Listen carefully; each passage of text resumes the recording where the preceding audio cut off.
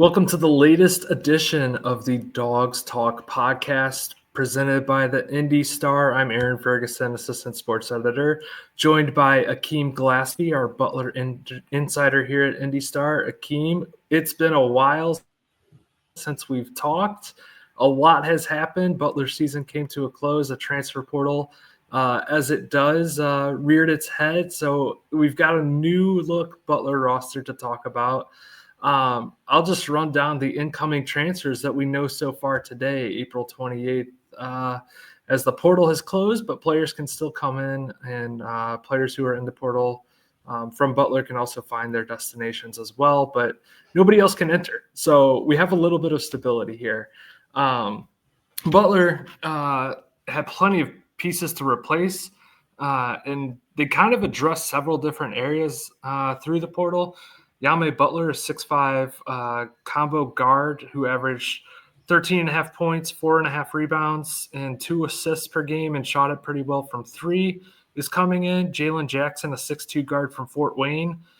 He was a volume scorer, to say the least, averaged 17 a game, 4.5 rebounds, nearly 3 assists, and was great in the conference at getting to the free throw line. Michael Ajayi is kind of an interesting prospect who you profiled with a story today that dropped. 6'7" forward who averaged 6.5 points and 5.5 rebounds at Gonzaga, but he was even more productive before that in the West Coast Conference as kind of like a lead guy. And then 2 big men. It seemed like those were the last 2 pieces. They still have a roster spot open, but it seemed like they had a big front court need, and they got 2 of them, 2 6'10" forwards with Drayton Diesel Jones and Johan Chore, a former 5-star. Akeem, what do we make of all this?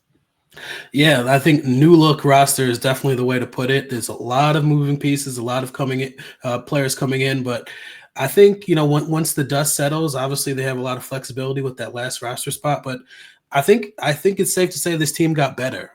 Just from what I know about these players, they all seem to be very high character guys, hardworking guys, and they're so interchangeable that it's kind of hard to even set a lineup right now because there's so many different ways they could go.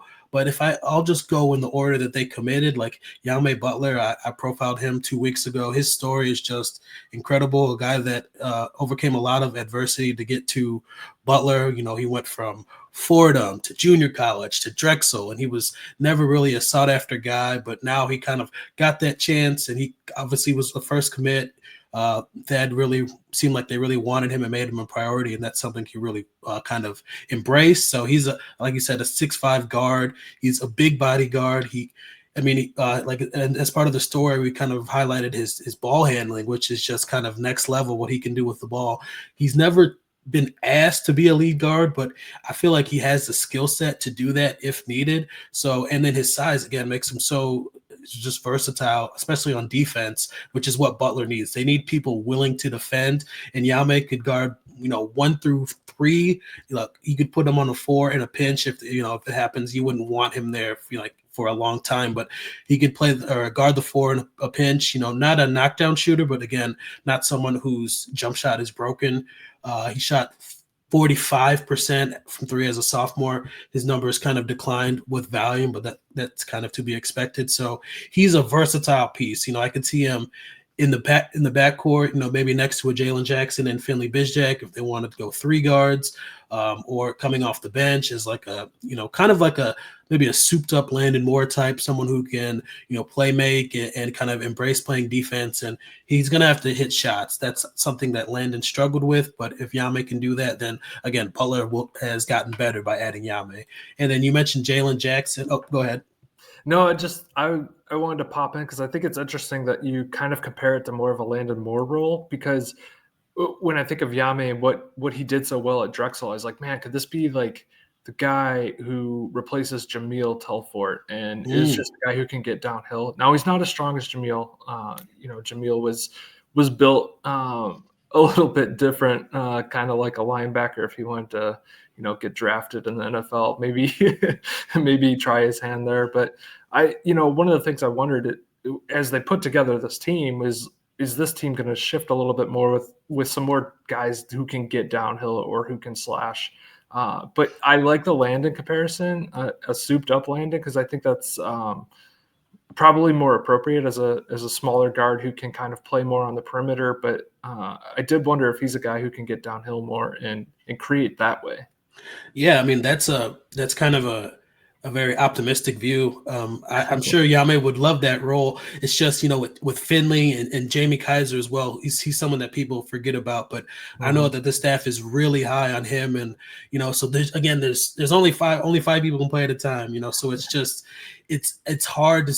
And not everyone can have a high usage role, and I definitely expect Jalen and Finley and Jamie to be kind of high usage players. So I don't know, maybe with the second unit again. So like Yame could be the second unit Jamil Telfort, but as a starter, it's just, again, I could be wrong, and it'll obviously play itself out. But yeah, just he's a versatile piece, and I feel like he can fit many roles, which is what Butler needs. And then Jalen Jackson, again, from Purdue Fort Wayne, someone who, again, has an interesting story, local guy. Both his twin sisters are coming to Butler with him. His mom played volleyball and basketball at Purdue Fort Wayne, so she's ecstatic that he can kind of go to a higher level and still not be too far away. He's someone I'm working on, obviously, to profile as well, and another interesting kid and who people speak very highly of. But from what I've heard and what I'm learning about Jalen, he expects to play point guard at Butler. That's kind of the role they want him to play. So he'll expect to see Jalen on the ball, like kind of in tandem with Finley. Again, he was a high volume scorer, averaged 19 points a game. He wasn't necessarily a point guard, but 3 assists per game is what he averaged last year. It's not anything to knock at, or he has playmaking ability, even if he wasn't asked to do that. So in Jalen, they have a playmaker and a scorer who's strong. He's a 6'2" solid guard. And yeah, I think, again, he's going to be someone that they're going to need to rely on a lot and bring something that they didn't necessarily have last year, and someone who can kind of mold himself into a lead guard and take some of that burden off of Finley. Because Finley, like you said, he'll never be a traditional point guard. And when he's looking to score, that's when he's deadly. So if Jalen can kind of set Finley up and they can work off each other, I think, again, that Butler will be better if they can play like that. Yeah, absolutely. It's funny I feel like Finley comes in as like not comes in, he's been here, but like I feel like he enters this season as a guy who, and even just watching him play, like he always seems like a guy who would be better off the ball. But if you look at down the stretch, like I wrote this down, his last 8 games, he averaged 3.8 assists per game.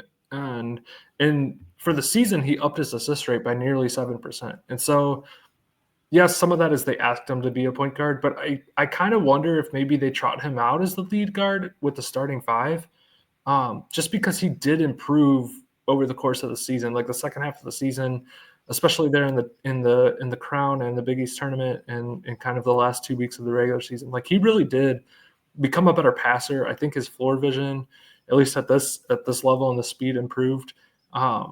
So it kind of just adds to the versatility. Like I don't know if he will be the point guard. I don't know if that best suits his game, but I think he showed the capability, and I think that's really important for what Thad Matta wants down the stretch and heading into the next season.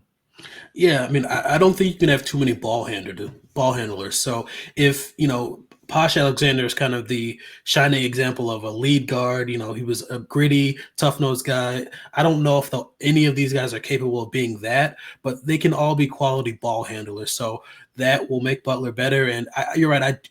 Seeing Finley off the ball and like a lot of catch and shoot situations I think would be pretty cool, and would be a great way to utilize him. But, having him on the ball and driving and setting up his teammates is, like you said, he's showed that he can do that. So him in combination with Jalen, that's going to be interesting. Again, you have 2 guys that can score a lot.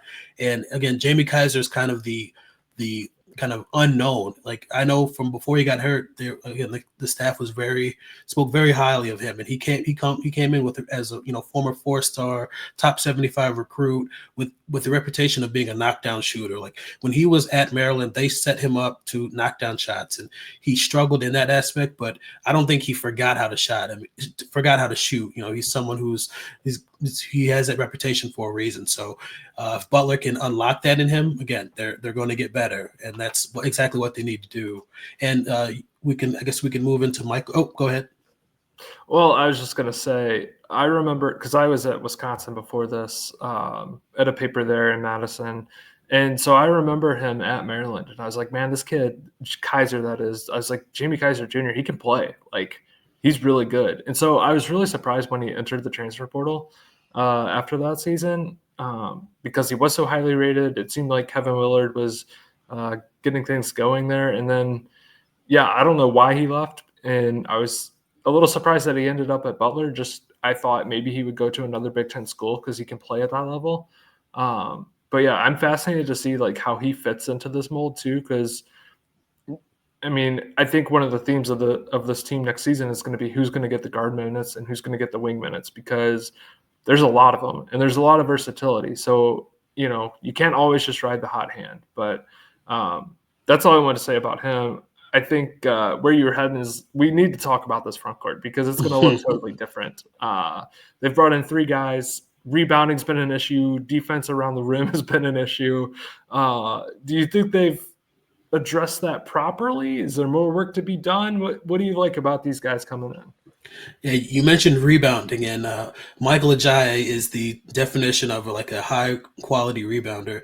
And I've seen like a couple people retweet the quote that I put it on Instagram from his junior college coach that he would easily bet his house that Michael Ajayi would come down with a rebound. And that is just that's high praise. And again, that's something that I see in his game. I mean, he averaged 9.9 rebounds at Pepperdine. So he's averaging almost 10 rebounds a game. And that's something that Butler did not have. I mean, they had big men, but they didn't have big men that were great at rebounding. So Ajayi, like to mention another former Butler player, he's like a souped up Augusto Cassia. Like I feel like he's the realized version of all the skills that Augusto has as a long, lengthy rebounder with high level athleticism. If you 2 years down the road, that's Michael Ajayi. And I mean, he entered the NBA draft after his season at Pepperdine. I mean, he has the skill set to be like a pro somewhere, and just the willingness to defend and rebound. Again, that's something that Butler did not have. So he brings such a great element, and he's a mid-range scorer, like a DeMar DeRozan type, that he's not a great three-point shooter, but he can get to his spots and score at a high level in the mid-range and offensive putbacks, like second chance points or something that's Butler got killed in that area. So the way that he can rebound and tip dunk and just create without necessarily having plays run for him, just the high effort guy, that's what Butler needs. And again, that's another area where Butler got better having Michael Ajayi on the team. Yeah, I think that's offensive rebounding is an interesting point because I think that's something that's not talked about enough on broadcast. It's like the strategy behind it. Like some teams will send 2 to the glass and 3 get back. I feel like last year Butler they just turned and ran to get back on defense. And maybe it's because they conceded that they weren't a good offensive rebounding team. And so that kind of became the strategy in the second half of the season. But they do have 2 players who can probably help in that department too. Yes, and the second guy would be Drayton Diesel Jones, big man out of South Carolina State. He's young for his class. His birthday is actually on the 4th of July, so I don't think he's turned 21 yet, and he's just such a moldable, not raw per se, but his potential is going to be sky high because, again, he was kind of a late bloomer. Again, talking to his high school coach, he was someone that, didn't play varsity as a freshman. He was 6'6" as a freshman, didn't play varsity. That's kind of that says a lot about the work that he did. And he even just admitted, like coming up as an AAU player, I think it took me 20 games before I made a layup. And I was like, okay, but now he's just so confident, and he's such a hard worker just by talking to him and everyone that I've spoke to. He's trained by former number 1 overall pick John Lucas, who's trained so many great players. John actually compared him to Clint Capella, former Rockets big man, who was someone that John had an up-close personal look at. Just a high energy, high effort rebounder. But what sets Drayton apart is his touch from the mid-range, and he can even step out to 3 and make a 3. And I'm sure Butler fans might be rolling their eyes like, we don't want our big man to shoot threes. But I mean, that Drayton is a modern big, but he can be a force down low. Like, he tries to dunk everything. He can rebound. He can shot block, and you can just watch his progression last year as a sophomore. Just he kind of broke out against Chicago State. I believe it was 31 points. But throughout the season, his free throw shooting improved, and he just became a more consistent player. And he can be someone who can get Butler a bucket in the post, similar to an Andre Screen. But the defense that Drayton brings is going to be what sets him apart, and again, makes Butler better. Yeah, I'll go back to Ajayi for 1 second because I didn't have my notes up and I didn't want to awkwardly look at it. And if you're listening to this podcast without video, it doesn't make sense. But one of the things that I wrote down that I thought was very interesting about Ajayi is when he was at Pepperdine, he shot 47% from three. Last year at Gonzaga, 18.2%. So, like, he is capable to hit the three. So, when you're talking about running in for tip dunks, like, he can play on the perimeter. And so I think we saw a lot from Butler, 4 out, 1 in offense, and sometimes 5 out. Andre Screen just setting screens on the perimeter as well. So, like, I still think they kind of kept that mold. And then to follow up on Diesel, yeah, I think Clint Capella is a great comparison because when I was watching some highlights of Drayton, I was like, man, this guy just runs the rim and he can defend the rim. like he's the guy that they missed last year. He's a little bit more athletic than Andre Screen was. Part of that is just, he's a little shorter, so he can move a little bit better. But yeah, I think he's gonna crash the glass. He also averaged 2 offensive rebounds per game last season. So he's going to crash the glass on both ends. And I do wonder if they're going to start sending more guys to the offensive glass this year. And maybe they think they've built this roster to do that. Yeah, they definitely improved in their rebounding and scoring. They've added rebounders and scorers. Everyone they've added is a capable scorer. Like you said, Ajayi did it. He spoke about Gonzaga not necessarily being the best fit for him. I think he believes he can be better utilized at Butler. But yeah, he was a role player at Gonzaga. But now I expect Ajayi to be unleashed with Butler, and we can kind of see again more of that Pepperdine guy that was doing everything. And at Butler, I don't know if he needs to shoot threes. Again, they have a lot of capable shooters, but again, with Ajayi and Drayton having that ability, that you're right, it gives them the versatility to play 5 out and just do so many different things offensively. So yeah, scoring and rebounding scoring was not an issue, but they added scores, and rebounding and defending is something they added as well. So that's, again, yes, this offseason they seem to be checking off the boxes, and that's all you can ask for a Butler team that didn't have the season they wanted to last year. Yeah. One more, Johan Traor. He comes most recently from Southern Methodist down in Dallas. He averaged 6.1 points and 3.2 rebounds. A really interesting guy who I look forward to learning more about through your reporting, because he was a former 5-star. He committed to go play for Bruce Pearl at Auburn. He played sparingly there, and then he's kind of just like taken the transfer portal and rode the wind to wherever it takes him. And now it's at Butler in the Big East, which maybe that's the best fit for him. He's somewhat productive in the ACC, but I'll just give me 1 second. Recruiting rankings kind of bother me. I think they're very important because it does tell you, okay, like this kid, if you get a 5-star, you think that should be an NBA draft pick or an NFL draft pick or whatever. But that is so much pressure to put on someone. Like, a lot of it is potential based too. Like, you just don't know how they're going to develop. Maybe you don't know like what their work ethic is or their attitude, or they could have a life event. Like, you read about Yame and his sister dying, and granted, that was at the high school level. He was at home. But if you think about some of these life events that do happen, I think Georgia football, like they lost a teammate and a support staffer in a car accident, and you're not home. Like, you don't have your support system at home. You just have the people around you there who you may or may not be close with. Like all different life things can happen. And so you just never know how these kids are going to develop. So I'm really fascinated to know or to learn, I guess, more about him, kind of his journey and how he ended up at Butler. And I give you the floor.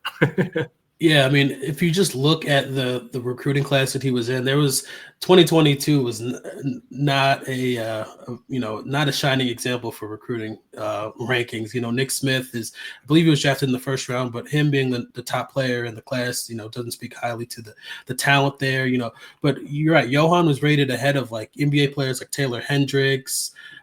Just he was on par with those guys. So yeah, him still being in college is probably not something he envisioned, but the athleticism is there. The skill set and the size is there.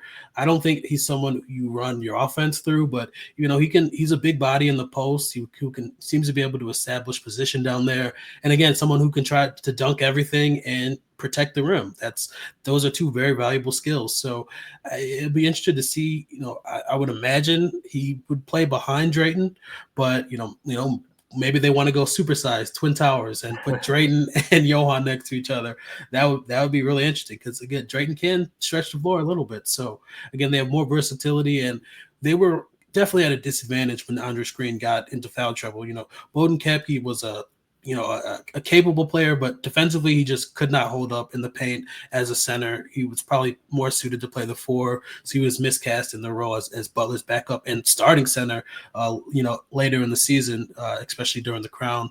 But so with two traditional five men, I think again Butler got better, and yeah, I'm excited to learn more about Johan too because he was a very highly recruited guy, and I believe he played AAU with Finley Bizjack as well. So there's a Texas connection there somehow. Not exactly sure for how the guy from France ended up in Texas, but I'm looking forward to figuring that out. The Lone Star Bulldogs. Whoa. Yeah. Well, that's the incoming players. Mm-hmm. Obviously, a big class going out too. I want to start over at the Portsmouth Invitational, which wrapped up, 2 weekends ago now, Mm-hmm. before Easter or Easter weekend. I don't remember. It wrapped up recently, and the Portsmouth Invitational is essentially like true to its name. It is an invitation tournament where they bring in 64 players, I think. They bring in like 60 to 70 of the top seniors that they want to bring in. And there's scouts at this event. They divide them up on teams. I think there's 8 teams, and then they just go play games. You get 3 games, and some of the times are weird. Like I noticed during the schedule, I think Jameel Telfort and Patrick McCaffery both had instances where they played the 9:15 p.m. game and then had to play at 3 the next day. And I was like, can their body even recover? But anyway, like I said, Jameel Telfort and Patrick McCaffery were there. Telfort played pretty well. In his 3 games, he averaged 24 minutes, 15 points, 4 rebounds, 3.7 assists. He was 16 for 30 from the floor. Struggled. He was just 4 for 12 on threes, but 9 for 12 at the free throw line. And then Patrick McCaffery played essentially a game and a half. The first game, he had 26 minutes, 10 points, 6 rebounds, was 3 for 7 from the floor, 1 for 3 on threes, but 3 for 4 at the line. And then just 13 minutes before suffering an injury, he scored 3 points and was 1 for 6 from the field and 1 for 5 on threes, but he did have 4 rebounds. So I guess how would you – well, I'll start with Patrick because you talked to him. What kind of did you come away with that experience for him? And then on the back end of that, like how would you rate Telfort's pro prospects coming out of this? Okay, well, I'll start with Patrick. Yeah, he suffered a concussion in the second game there and then didn't play for the rest of his time there. It's interesting, Patrick has 150 career college games. He's someone you wouldn't think would need to get more time in front of scouts.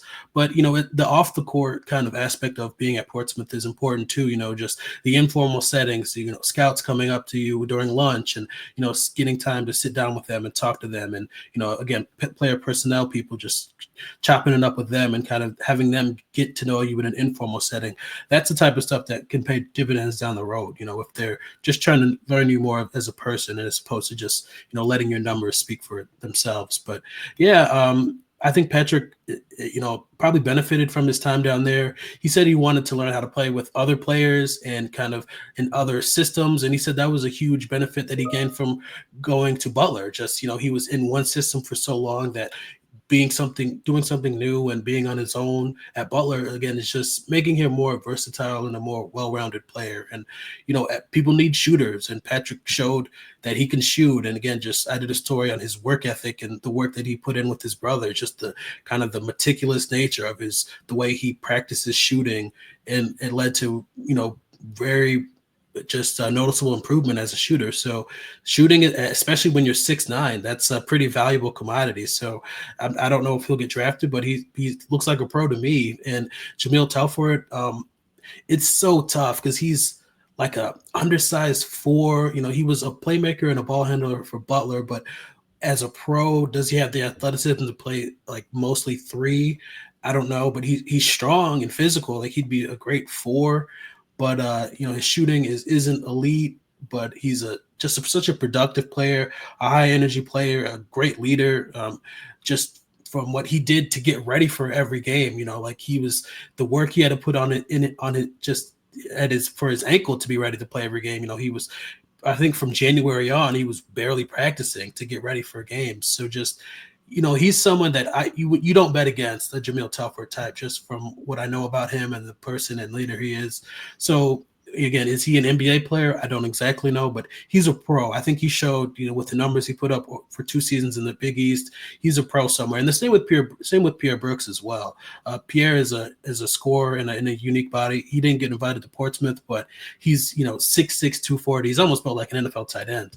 And just the strength he has and the shooting, he might have been at times was the best shooter on the team. When Pierre gets hot, it's that high arcing 3 from deep is it's a beautiful sight to see. So, I don't know if any Butler players would get drafted, but they're the guys that left, and maybe Andres Green too as well. I feel like they're pros at some level, and I think they showed that during their careers at Butler.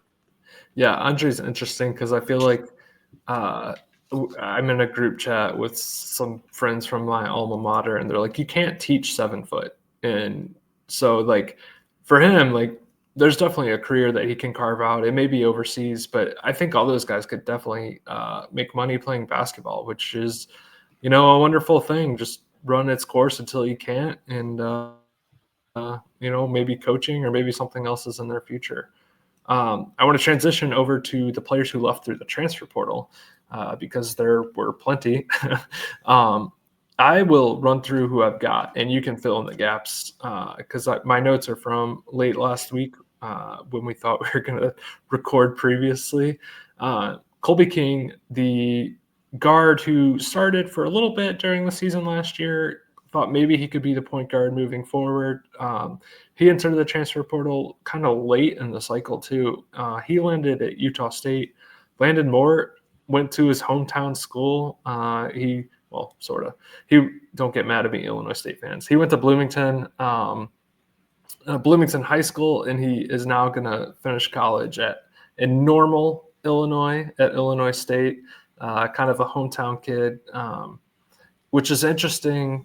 Yeah, I don't know. It's just interesting because I've seen him in high school from my time at Peoria, and it's been kind of weird to follow his career arc, but he ends up going back home. And then Bowden Kapke ended up at Boston College, again, an ACC program, a step up, maybe not in competition. Certainly there's going to be challenges there from a historically good conference. And then Colt Langdon and Ryder Kate, I haven't seen destinations for them. And then Augusto Cassia, which pronounced correctly this time, credit to me.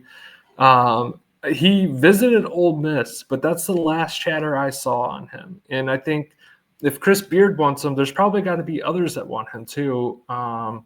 You saw more of him than I did. I'm not sure he was even healthy when I started in January. And then obviously shortly after the program announced that he was going to seek other opportunities. I guess any last thoughts on those players who entered the portal and left their time at Butler? Yeah, so Colt Langdon actually went home too. He transferred to NC State, so he's a Raleigh guy. So he's going home, and then unfortunately for him, shortly after they added like a 4-star transfer, like a senior guy. So Colt of the people that left, I think Colt was the biggest head scratcher because I felt like he he graduated early, he reclassified, he redshirted, he got to learn the system, and then he left. That's kind of the reality of the current iteration of college sports, that people are always going to leave for better opportunities. But I thought it was set up for him to carve out some role. I mean, again, I know they brought in Ajayi and Yame, but I felt like Colt was talented enough to carve out some role. So hopefully he can do that. He's actually the second Butler player in the last 3 years to transfer to NC State. Jalen Taylor, a local guy from Perry Meridian, transferred to NC State as well and had a really good career. Ended up playing in the Final Four. So I don't know, maybe you can see Colt at that level too. But of the people that left, you mentioned Augusto. So him visiting Ole Miss is like, again, the potential is just through the roof, coming from the NBA Academy and, playing some international ball. Just he's such the ceiling is through the roof, but or the ceiling is through the roof. I think that's what Michael Jordan said. But the potential is through the roof. But he's just health and injury is going to be his biggest obstacle. Again, dating back to his time at NBA Academy, just lower leg injuries as a freshman, lower leg injuries, and again as a sophomore, just more injuries to his lower extremities. So if Augusto can put together a healthy season, I know he's so much talent and so much ability, but he's yet to show that. So hopefully he can get a chance at whatever next destination he chooses. But yeah, that one was just an odd saga that I still haven't quite got to the bottom of. Maybe he'll speak about it once he gets to Ole Miss or wherever he goes, kind of speak about, his perspective of how it ended. But I know the Butler people were a little surprised that he didn't return and ultimately left. So that's kind of an unfortunate series of events for Augusto. Yeah, the only thing I thought about this at some point, I can't say it was the other day, but at some point I was wondering, like, he played 10 games. So I wonder if his decision was, maybe I'll try to get a medical redshirt, and then that soured on the staff and it got messy. Again, I'm not like trying to project, but I that was just a thought that entered my head. Maybe not so much even soured the staff. Maybe it was just, I want a medical redshirt, and then he decided he wants to go try to play somewhere else. Like, the real point I'm trying to make is, I wonder if he thinks he can get a medical redshirt. Yeah, don't get me started about eligibility in the NCAA, because there's so many people in the portal without eligibility who are, and then the roster spots are like in limbo now, and it's just I haven't done enough research or spoken to anyone from the NCAA to speak on that with authority. So who knows? There's people who've been in college for 6 years that are looking for another year. So anything's on the table. So yeah, maybe that'll work out for Augusto. And yeah, I almost was shocked he didn't go pro. Just maybe try to play somewhere in Brazil or something. But yeah, I would love to see him play somewhere in college, because again, the potential is just sky high. Yeah, absolutely. I know we've talked a lot about what next season is going to look like from a team standpoint. They've got scorers, they've got positional versatility, which I think bodes well for them on both sides of the court. What else are we missing there? Are there any strengths that stick out to you? For one, I'll just say, I think I'm really curious to see how their front court looks this year, because I don't know if it'll be better or not, but they might be more consistent, which could be better. Like, I just think maybe some of the parts are better than what was there last year. I'm not sure. No, I mean, watching them every game, just the inability to rebound and protect the rim it was glaring. Again, like Zach Fremantle's quote after they played Xavier was just such a eye-opening quote. Like, yeah, they're last in rim protection and rebounding. So I knew I was going to have a good game. So he just it was tough. They need big men who can protect the rim and move their feet. Again, Andre Scream was a great offensive player, but not necessarily a two-way guy.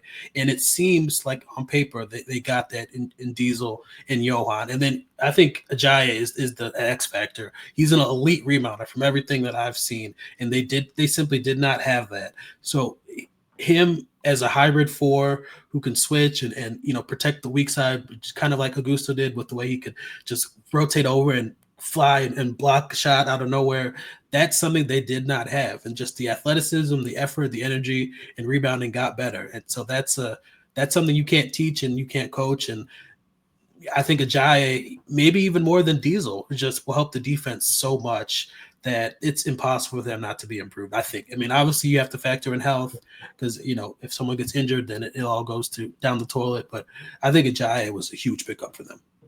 Yeah, no, I agree. To that point of depth, they have one open roster spot as we record this again, Monday, April 28th. Where do you think they go with that? Where do you think they go with that?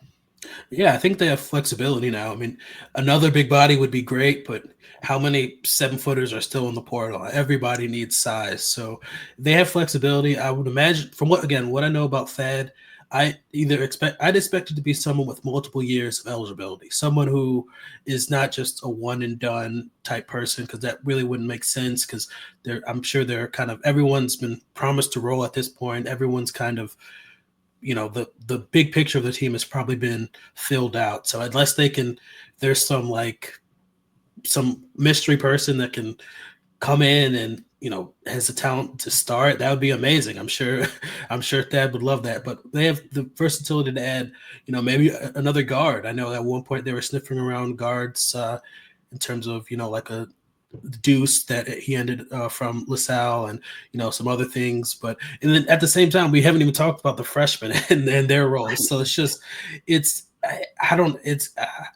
for a freshman to get minutes on this team, it might be hard. And then, so I don't know. They have flexibility to add someone who can be in the program for a little bit and play multiple roles. They're not really pigeonholed to any one position or to fill any need. So they can get the best player they can. And, again, hopefully they can get better. You brought up the freshman, like you knew where I was going next. And it wasn't even on my rundown, but I was like, I feel like we've talked about everyone else, so we may as well go there. Jack McCaffery, a guy who might be able to find minutes. Stink Robinson, I guess. Who do you think we may actually see on the court next year? They may all play early in the season, but who do you think finds roles in this rotation, and what do you think those roles will be? Yeah, I mean, I feel like they all have to play because, I'm sure they're all highly recruited guys, and as a freshman, you don't want to sit on the bench unless one of them were to redshirt or something. But I feel like they all have to play in some way. Jack is kind of the versatile guy. I can see him developing into like a point forward and someone who you can run an offense through and do multiple things. Ifosa is the athletic kind of high flyer, maybe like more of a hybrid 4 than a 3, but can a freshman come in and play that role in the Big East? Like he's probably just going to have. He's athletic, but is he strong enough to hold up? In the post against a grown man that he's going to be playing against in the Big East. And Jackson Keith is he's the X factor. I think he has the size and the strength to come in and play right away. So I expect a lot of minutes from him.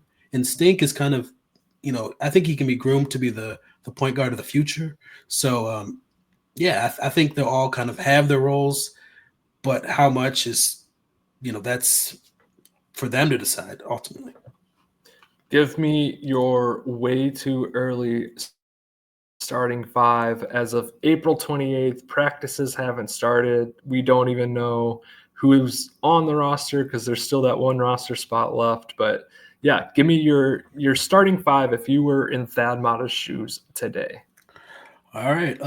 See, I don't want to, put roles on it, but I'll say, at one guard will be Finley Bizjack.